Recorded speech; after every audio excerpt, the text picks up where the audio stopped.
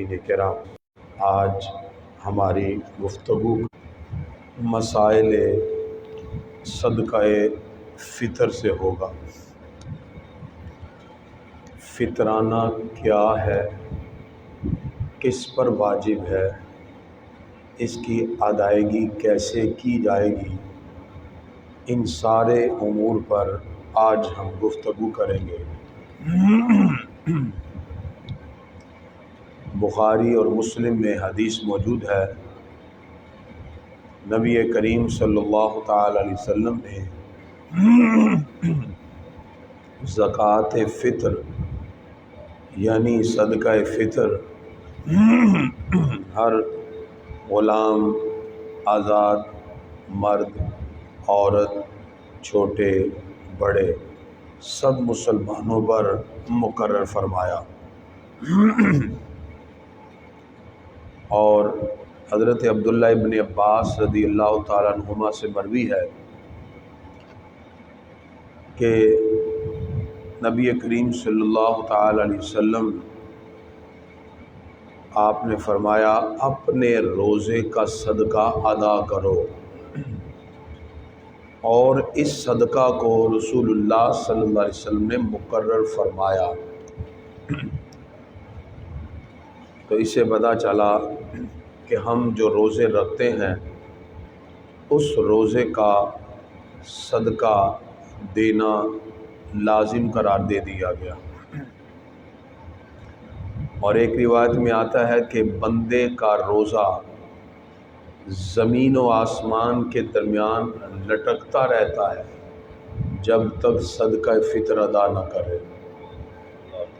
اس سے بھی اس صدقہ فطر کی اہمیت کا اندازہ ہوتا ہے۔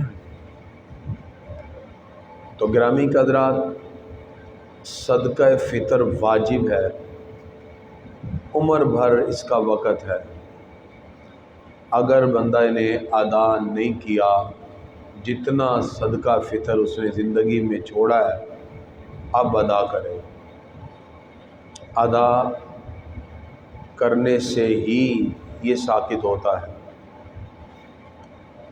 اور مسنون یہی ہے کہ نماز عید سے قبل ادا کر دے۔ صدقہ فطر مال پر واجب نہیں ہے، بندے پر واجب ہے۔ زکوٰۃ اور اس میں یہی فرض ہے، زکوٰۃ مال پر فرض ہوتی ہے۔ سال گزرنے کے بعد صاحب نصاب کے پاس جتنا مال ہو وہ اس مال میں سے اللہ کی راہ میں 2.5% 40واں حصہ نکال کے دیتے ہیں، یہ زکوٰۃ ہے۔ لیکن جو فطرانہ ہے یہ مال پر نہیں بلکہ آدمی پر واجب ہے، شخص پر واجب ہے۔ لہذا اگر کوئی شخص عید الفطر سے پہلے فوت ہو گیا تو اب اس کے مال میں سے ادا نہیں کیا جائے گا، اس لیے کہ وہ دنیا میں رہا ہی نہیں۔ ہاں، اگر وہ رسا اپنے طور پر ادا کر دے تو ٹھیک ہے، یا اگر وہ وصیت کر گیا تو تہائی مال میں سے پھر ادا کر دے۔ اور اگر کوئی عید الفطر کی صبح بھی بچہ پیدا ہو گیا تو چونکہ ایک جان ہے اور فطرانہ جان پر ہے، لہذا اس پیدا ہونے والے پہلے دن کے بچے کا بھی فطرانہ ادا کیا جائے گا۔ اور عید کے دن صبح صادق طلوع ہوتے ہی صدقہ فطر واجب ہوتا ہے، لہذا جو صبح ہونے سے پہلے فوت ہو گیا اب اس کا فطرانہ ہی نہیں، کیونکہ واجب ہی یہ صبح صادق سے ہوگا۔ ویسے ہم پہلے ادا اس لیے کر لیتے ہیں تاکہ جو غریب ہیں وہ بھی اپنی ضروریات مکمل کر لیں۔ لہذا اگر کوئی شخص پیسے والا تھا، صبح صادق سے پہلے غریب ہو گیا، اللہ محفوظ رکھے، چوری ہو گئی، ڈاکہ پڑا، سارے پیسے لے گئے، اب رہا ہی کچھ نہیں تو اس پہ فطرانہ بھی نہیں ہے۔ اس طرح بچہ پیدا ہو گیا، یا باقی تمام چیزیں صبح صادق میں اگر آ گئیں تو اس پر فطرانہ واجب ہو جائے گا۔ تو گرامی قدرہ، صدقہ فطر ہر مسلمان پر ہے، آزاد ہو اور مالک نصاب ہو۔ اس کے لیے یہ شرط ہے جس کا نصاب حاجت اصلیہ سے فارغ ہو، ضروریات زندگی کے علاوہ جس کے پاس نصاب ہو۔ اس میں عاقل، بالغ اور مال کے بڑھنے کی شرط نہیں ہے۔ زکوٰۃ میں تو یہ کہا گیا تھا اس مال پر زکوٰۃ ہوتی ہے جو مال تجارت کا ہوتا ہے، جس میں نمو ہے، جس میں گروتھ ہے، جس میں پروفٹ آتا ہے، تو اس پروفٹ والے مال پر جو ہے اس پر لازم ہوگی۔ لیکن یہاں اس نے گاڑی ہے رینٹ پہ دینے کے لیے رکھی ہے، پلاٹ مکان رکھا ہوا ہے رینٹ پہ دینے کے لیے، تو ایسی صورت میں بھی اس پہ فطرانہ واجب ہوگا۔ مال کا نامی ہونا اس میں شرط نہیں ہے۔ نابالغ ہے یا مجنون ہے اور وہ مالک نصاب ہیں، ان پر بھی فطرانہ واجب ہے۔ ان کا جو ولی ہوگا، جن کی وہ سرپرستی میں رہ رہے ہیں، وہ دے گا۔ اور فطرانہ جو ہے اس کی علت ہے معونت راس، یعنی جتنے سر آپ کی کفالت میں ہیں ان کا فطرانہ ادا کرنا پڑے گا۔ ایک باپ ہے، اس کے انڈر اس کے جتنے بھی کفالت میں بیٹے بیٹیاں جو بھی ہیں، ان سب کا وہ فطرانہ ادا کرے۔ اور کفالت کی وجہ سے اگر گھر میں اس دن صبح صادق یا اس سے پہلے مہمان آ گئے، انہوں نے بھی فطرانہ ادا نہیں کیا، تو مہمان بھی صاحب خانہ کی کفالت میں آ جاتا ہے، یا اس کا بھی فطرانہ ادا کرے گا، کیونکہ فطرانے کا سبب جو ہے وہ معونت راس ہے، کفالت میں آ جانا۔ لہذا جو مرد مالک نصاب ہے وہ اپنی طرف سے، اپنے چھوٹے بچوں کی طرف سے اس پر واجب ہے اور وہ دے گا، اگرچہ بچہ خود مالک نصاب نہیں ہے، بچے تو بچے ہوتے ہیں، ان کی طرف سے بھی دیا جائے گا۔ پھر صدقہ فطر واجب ہونے کے لیے روزہ رکھنا بھی شرط نہیں ہے۔ اگر کوئی شخص بیمار ہو گیا، روزے نہیں رکھ سکا، بیماری کی یا عذر کی وجہ سے، فطرانہ اس نے بھی دینا ہے۔ حالت سفر میں اس کے روزے چھوٹ گئے رمضان میں، کیونکہ مسافر کو شریعت نے اجازت دی ہے کہ وہ بعد میں روزے قضا کر لے، وہ بھی فطرانہ دے گا حالت سفر میں جو تھا۔ جو مریض ہے، بیمار ہے، یا بڑھاپے کی وجہ سے اس نے روزے نہیں، یا معاذ اللہ اگر وہ جان بوجھ کے بھی نہیں رکھے، الامان والحفیظ، اللہ تعالیٰ اسے محفوظ رکھے، تو پھر بھی اس نے صدقہ فطر ادا کرنا ہے۔ تو فطرانہ واجب ہوتا ہے اگرچہ کسی بھی عذر کی وجہ سے روزے نہ رکھے جائیں۔ گرامی قدرات، اگر باپ نہ ہو تو دادا باپ کی جگہ ہے، وہ اپنے یتیم اگر پوتے پوتیاں ہیں ان پر صدقہ دینا پھر جو ہے وہ واجب ہو جاتا ہے، کیونکہ مقصد کفالت ہے، وہ دادا کی کفالت میں آ جاتے ہیں۔ اسی طرح گرامی قدرات، فطرانہ واجب ہو جاتا ہے جس وقت ایک صاحب خانہ جس کے انڈر رہنے والے مختلف لوگ اگر اس کی کفالت میں اور سرپرستی میں رہ رہے ہیں تو وہ ان تمام لوگوں کا فطرانہ ادا کرے گا۔ یہاں عموماً بچے کما رہے ہوتے ہیں اور وہ اپنے گھر میں لا کے جوائنٹ سسٹم میں پیسے والد کو یا والدہ کو، تو پھر وہ سب کی طرف سے والد ایک ہی مرتبہ ادا کر دے۔ بالغ اولاد جو کما رہی ہے اگر وہ وکیل بنا دے اپنے والد کو کہ بھی آپ ہماری طرف سے ادا کر دیں اور والد صاحب کی طرف سے ادا کر دو، ٹھیک ہے۔ بیرون ملک رہنے والے جو لوگ ہیں ان کے لیے بھی یہی ہے کہ اگر وہ پاکستان میں کہتے ہیں جی بھائی ہو کس کو آپ ہماری طرف سے دے دیں، ٹھیک ہے، لیکن اگر وہ وہیں رہ رہے ہیں تو پھر وہ خود بھی وہاں دے سکتے ہیں۔ تو پھر وہ اپنا خود وہاں ان کے مطابق نکالیں گے۔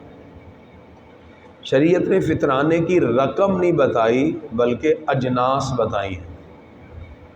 یہ اس شریعت کی فلیکسیبلٹی ہے کہ جہاں جو آسانی سے میسر آئے فطرانہ ادا کر دیں، پیسے نہیں بتائے۔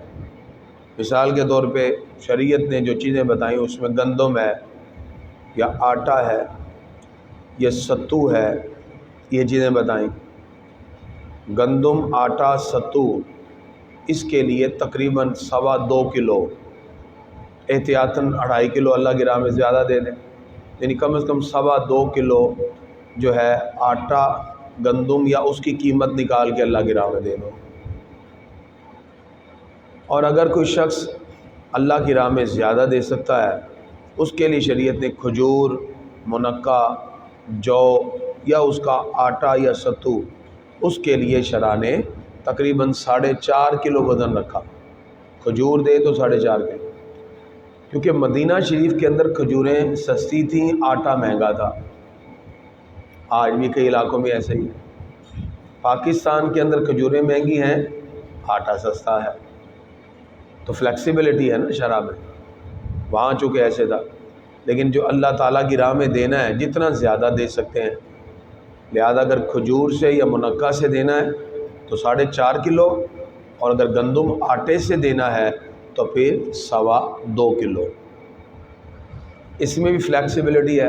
ایک بندہ 100 روپے کلو آٹا کھاتا ہے تو وہ اس کے حساب سے دے دے جتنی قیمت بنتی۔ ایک بندہ 80 روپے کلو والا آٹا کھاتا ہے وہ اس کے حساب سے 2.25 کلو دے دے۔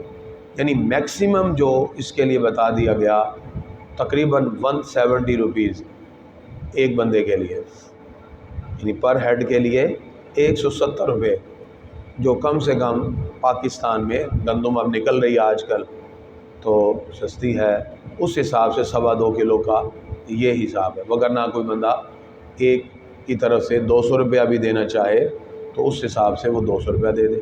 اللہ کی راہ میں زیادہ دینا ہے، جن کو اللہ نے زیادہ دیا ہوا وہ کھجور کے حساب سے دیں، 4.5 کلو کھجور کے حساب سے ایک بندے کا دیں، ٹھیک ہے جی۔ اس طرح فطرانہ ادا کیا جائے گا۔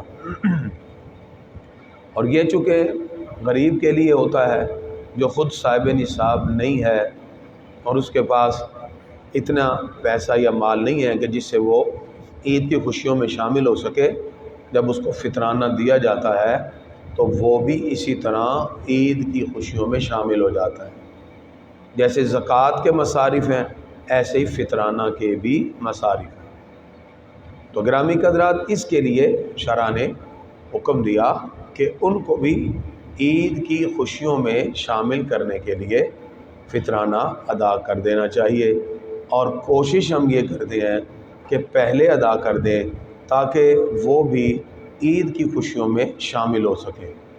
تو کوشش یہی کی جائے کہ ادائیگی میں اگر آپ سب سے پہلے دیکھتے ہیں آپ کے بہن بھائی اگر حقدار ہے، سب سے پہلے تو بہن بھائی کو دیا جائے، کیونکہ جیسے زکوٰۃ کے مسئلے میں بتایا تھا، زکوٰۃ فطرانہ ماں باپ کو نہیں دیا جاتا، اولاد کو بھی نہیں دیا جاتا۔ ماں باپ کو زکوٰۃ نہیں دیں گے، فطرانہ نہیں دیں گے، اسی طرح بیٹا بیٹی، پوتا پوتی، نواسا نواسی، ان کو نہیں، نانا نانی اوپر سے، ان کو نہ زکوٰۃ نہ فطرانہ۔ اس کے علاوہ بہن بھائیوں کو دیا جا سکتا ہے۔ اگر بہن کمزور ہے مالی طور پہ تو آپ انہیں فطرانہ دے دیں، بھائی کمزور ہے مالی طور پہ ان کو دے دیں، پہلے حق تو ان کا ہے۔ اس کے بعد پھر دیگر رشتہ دار ہیں، خالہ ہے، پھپھو ہے، چچا ہے، تائے ہے، ان کو دیا جائے۔ تو یہ 2 طرح کا فائدہ آپ کو دیں گے۔ ایک تو آپ کا حق ادا ہو جائے گا، فطرانہ بھی ادا ہوگا۔ دوسرا، رشتہ داروں کو دینے سے آپ صلہ رحمی بھی کر رہے ہوں گے۔ اور یاد رکھیں کہ صلہ رحمی ایک معاشرتی زندگی کا بہترین تصور ہے۔ اسلام نے باقاعدہ طور پر جہاں والدین، اولاد اور شریک حیات کے حقوق بیان کیے، وہاں رشتہ داروں کے حقوق کو بھی بیان کیا، اور ایک خوشگوار زندگی کے تعلقات جو ہے وہ اسی وقت قائم ہوں گے جب انسان اپنے رشتہ داروں کو ان کا حق دیتا ہے۔ کل ہی میں پڑھا رہا تھا ایک حدیث کلاس میں کہ ہمارا عموماً رویہ ہوتا ہے کہ ہمارے ساتھ جو اچھا چلے گا ہم اس کے ساتھ اچھا چلیں گے۔ بچوں کو بھی لوگوں نے ان کے دلوں میں بھی نفرت ڈالی ہوتی ہے۔ پتر کدی تائے نو ملنا نہیں، میں پوری زندگی نہیں ملیا تے تسی بھی نہیں ملنا، چلو میرا جین مرن ہی مکیا ہے۔ پھپھو وال کدی زندگی چ ویکھنا بھی نہیں۔ رشتے حقیقی ہوتے ہیں، بلڈ ریلیشن۔ خود بھی نفرتوں سے زندگی گزارنے کے بعد اپنے اولادوں کو بھی وصیت کر جاتے ہیں، اور ایسا شریکہ ہمارے خاندانوں میں آتا ہے کہ لوگ بیاہ شادی اور خوشیوں کے موقع پر بھی اپنے سگے رشتوں کو چھوڑ دیتے ہیں۔ حدیث کیا ہے؟ نبی کریم صلی اللہ علیہ وسلم ارشاد فرماتے ہیں کہ کچھ لوگ یہ کہتے ہیں کہ اگر ہمارے ساتھ کوئی اچھا برتاؤ کرے گا تو ہم بھی اچھا کریں گے۔ نبی کریم صلی اللہ علیہ وسلم فرماتے ہیں اگر کوئی برا برتاؤ بھی کرے تم پھر بھی اس کے ساتھ اچھا برتاؤ کرو۔ وہ بھی برا کر رہا ہے، آپ بھی برا کر رہے ہیں، کہتے وہ سانو نہیں بلاندے اسی بھی نہیں بلاندے، تو وہ بھی اور آپ دونوں برابر ہو گئے۔ اسلام کا جو خوبصورت وصف ہے وہ تو کسی کی برائی پر مزید اچھائی کا جواب دینا ہے۔ یہ ہے انسان کی وقار کی بلندی، اس کی عظمت کی بات، نہ یہ کہ انسان کہے جی وہ ہمارے ساتھ برا ہے تو ہم بھی برے ہیں، تو آپ دونوں ہی برے ہیں۔ کم از کم عید کے ایسے خوشیوں کے موقع پر ہمیں خاندانی رقابتوں کو مٹا کر آپس کے تعلقات کو مزید مضبوط کرنا چاہیے۔ اللہ تعالیٰ نے سورہ بنی اسرائیل کی آیت نمبر 26 میں ارشاد فرمایا وَآتِ ذَا الْقُرْبَى حَقَّهُ، رشتہ داروں کو ان کا حق دو۔ اور یہ حدیث ذرا دل تھام کے سنیں ان لوگوں کے لیے جو کہتے ہیں ساڑھا جین مرن مکیا ہے، سگے رشتہ داروں سے ختم ہو گیا ہے۔ کہتے ہیں ہم نے کبھی جو مرضی ہو جائے مر جاواں گے، کبھی مڑ کے نہیں دیکھنا۔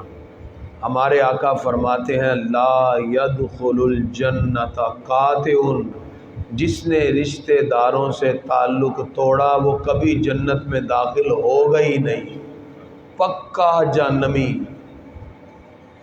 اب دیکھ لیں یہ حدیث سرکار کی ہے لا يدخل الجنت قاطع، میں جنہوں نے کہا جی تھوڑا جین مرن مک گیا ہے پکا جہنمی، جنت میں داخل ہو ہی نہیں سکتا۔ اب اس حدیث سے آپ اندازہ لگائیں آقا علیہ السلام نے کتنے شد و مد کے ساتھ نبی کریم صلی اللہ علیہ وسلم کے رشتوں کو جوڑنے کا حکم دیا ہے۔ آقا علیہ السلام فرماتے ہیں جو شخص چاہتا ہے کہ اس کے رزق میں برکت ہو اور اس کی عمر میں اضافہ ہو، اس کو چاہیے اپنے رشتہ داروں کے ساتھ صلہ رحمی کرے۔ جب یہ باتیں آقا علیہ السلام نے ذکر کی تو ایک صحابی آ گئے، یا رسول اللہ صلی اللہ علیہ وسلم میں اپنے رشتہ داروں سے جوڑتا ہوں وہ پھر مجھے توڑتے ہیں، میں ان سے اچھا سلوک کرتا ہوں وہ میرے ساتھ برائی کرتے ہیں۔ آج ہر بندہ یہ کہتا ہے جی میرے والوں تو کمی کوئی نہیں ہے۔ یہی صحابی نے سوال کیا، آقا علیہ السلام نے ان سے کہا اگر تو معاملہ ایسا ہی ہے کہ تو ان کے ساتھ جوڑ رہا ہے، تو اچھا سلوک کر رہا ہے، وہ تیرے ساتھ برا کر رہے ہیں، فرمایا پھر تو ان کے منہ میں خاک ڈال رہا ہے، اللہ کی مدد تیرے ساتھ موجود ہے، رب تیرے ساتھ ہے۔ یعنی انسان اپنے طور پہ کوشش کرے، وہ اپنے حقوق کی ادائیگی میں لگا رہے، خوشی غمی میں شرکت کرنا، ان کے ساتھ حسن سلوک سے پیش آنا۔ جو میں نے مالی امداد کہا، سب سے پہلے رشتہ داروں کا حق ہے، مالی امداد کی جائے ان کی، دل آزاری سے پرہیز کیا جائے۔ خاندانوں میں 100 باتیں ہو جاتی ہیں، انسان باتوں سے نہ جیتے کبھی دل سے بھی جیتے، حفظ مراتب کا خیال رکھے۔ یہ چیزیں جو ہوتی ہیں، انسان ناراضگی چھوٹی موٹی ہو کھانے پہ بلا لے تو معاملات ٹھیک ہو جاتے ہیں۔ تو لہذا اس بات کی طرف غور کیجئے کہ رشتہ داروں کے جو حقوق ہیں اس کے بارے میں نبی کریم صلی اللہ علیہ وسلم نے بڑی تاکید کے ساتھ ارشاد فرمایا، اور اس کی تکمیل کی بھی کوشش ہونی چاہیے۔ گرامی قدر آپ کی مسجد میں الحمدللہ رمضان شریف سے 10 دن پہلے ہم نے فہم دین کورس کا آغاز کیا، اور آج ہم اس کی آخری نشست کر رہے ہیں۔ اگر کل روزہ ہوا انشاءاللہ تو پھر کل بھی اسی طرح